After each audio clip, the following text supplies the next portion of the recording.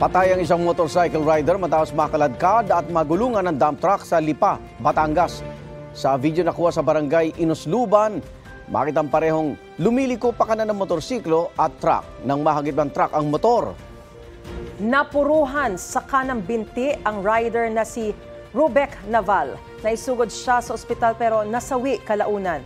Ayon sa pulisya, wala pa may sasampang reklamo laban sa driver ng truck na si Joel Reyes. Nakatakdang mag-usap ang pamilya ng rider at ang may-ari ng truck.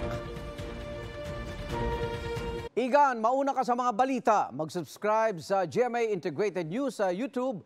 Sa mga kapuso abroad, subaybayan nyo kami sa GMA Pinoy TV at sa www.gmanews.tv.